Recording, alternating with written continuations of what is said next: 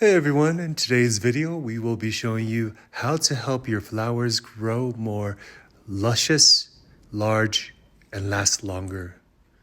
Depending on what type of flower you have, you might need to put more or less water. So we're marking it by every increment of 5 centimeters.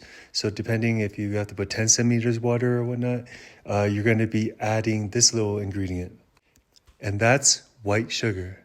So for every 5 centimeters of water, we're putting in about a tablespoon of sugar.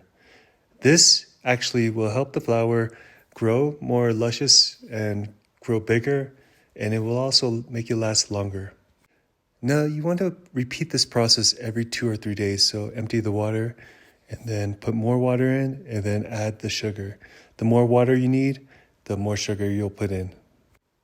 And another little extra bonus would be to add just a drop of bleach. Well, that's it, guys.